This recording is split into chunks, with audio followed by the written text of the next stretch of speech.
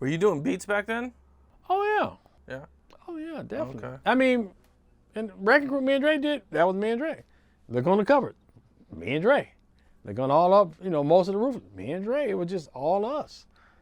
We just did our thing back then.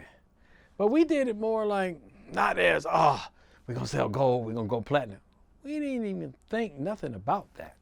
We ain't never heard of no Hall of Fame, platinum and double platinum, triple. We just did the music. Our music was, when you open our door in the ghetto, we talked about the streets. We didn't talk about nothing else. We didn't talk about no Disneyland, no New York, no this, that, the moon. We didn't talk about that. We talk about what we seen. And the thing about it, people can relate because you open that door and see the ghetto's everywhere, all around the world. It ain't just in Compton, it's just named Compton. But it's in Watts and New York and Cleveland and Milwaukee. I don't care where you go, there's a ghetto in somewhere around there. Yeah. Yeah, especially within the inner cities. Oh yeah, definitely. You talked about an incident backstage in Seattle that made you guys have to start hiring security. Oh yeah. It was that was, cause this was in the early days. I remember we did a show and somebody just walked in and just, socked somebody, and I'm like, wow. Then did it again. I'm just like, wow. So from that day on, we had security. Like, how can somebody just this wasn't a little bitty show. This was a kind of medium nice show. I think LL was on this show. So it wasn't a small show. How can a person just stroll through? Was this like a random fan or? I don't know. I have no idea. Don't know who he was. It just came to our dress. I think he was from Compton though. He must have lived up in Seattle, but I think he was from Compton. I remember. Did the incident last a long time, or just in and out? Boom, and just that was it. That's all it was. It wasn't no arguments. It was just like, wow. I'm just like, wow, that was crazy. But that put us on point, though. That put us on point. Yeah. How much unreleased music is there? None. Because we didn't make demos back then.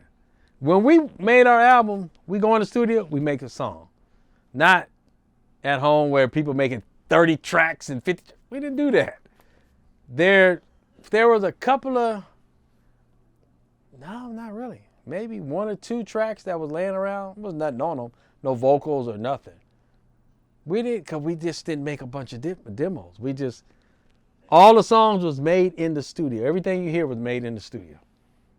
Not at the home on the home studio, because back then people didn't have home studios. It was a totally different era back then. Think about this.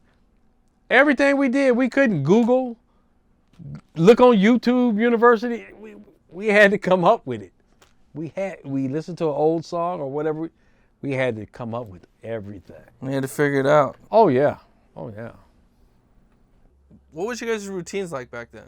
So, see, that's one thing we did. We had pride in shows, doing our sets and stuff. We didn't just do like the East Coast and just get up there and just rap.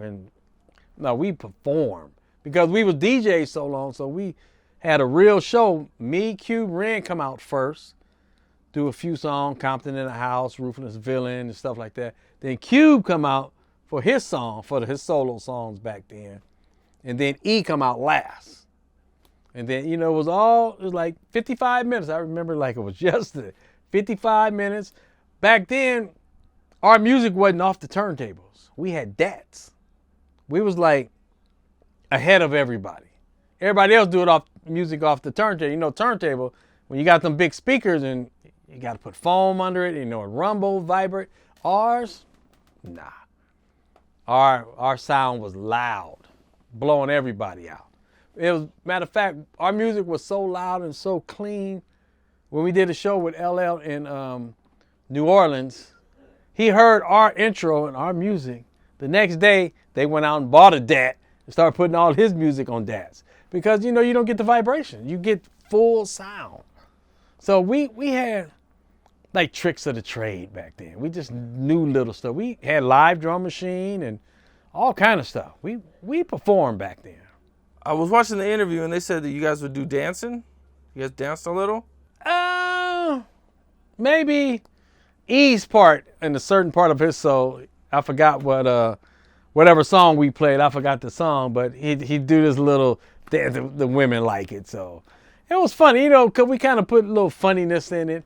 We even had crap games going on the stage. We had all kind of stuff. No way. Crap games on the stage? It was just like because our set was like a street with trash cans, with light poles and everything.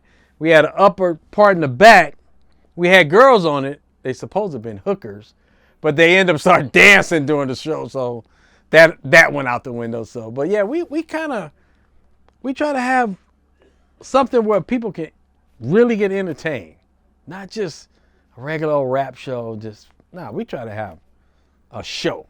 I seen somewhere you guys would take your own lights and props. Oh yeah, well on our tour, we had a big rig truck that followed the buses. We brung our own stage and lights back then.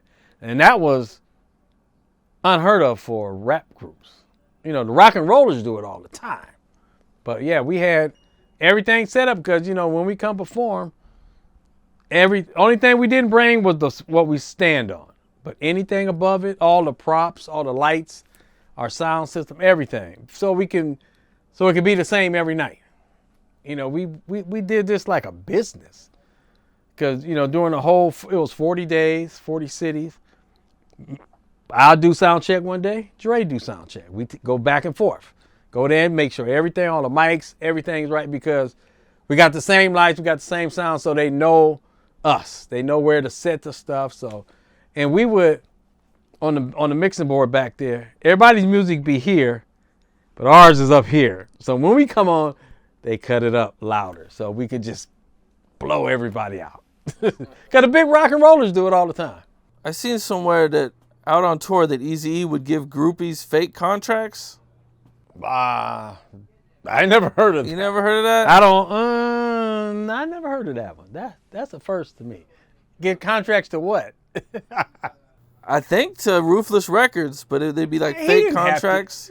I never heard of that. That's the first time I heard of that one. Okay. Wow, that's different. I never heard that. It could have been. I mean, anything. It could have been giving out fake numbers or something. I don't know. Okay. A lot of people remember Ice Cube doing a lot of the writing for NWA albums, but MC Ren did a lot as well. Oh yeah, and I didn't really realize that he did Straight Outta Compton, the Police song, wrote E's lyrics too. Yeah, he was writing a lot. Cube was writing a lot. Ren wrote a lot, but then when the DLC came, it was all DLC after that. He started writing all, you could tell Doc's writing on We Want Eazy. It's just the flow of it, the way it is, and quite a bit of songs and on the last album and all that, you can hear Doc's writing. He wrote a lot. And Dre's part, Doc wrote Dre's parts. Even though he didn't rap very much on the first album, but on the last album he did. Doc wrote a lot of that. Okay, so like during the first album was mostly Ice Cube and Ren? Yeah, it was Ren, Cube, E. That was the first album. And Dre did Express Yourself, Compton in the House, him and Ren, and then one other song. He didn't rap that much on the first album, but once Cube left, he had to take his place. Because Cube was 1/3 of the voices. So that was a lot gone. And so when the 100 Miles and Running and then the last album, he had to fill them shoes. Because we didn't have guest artists rapping on ours.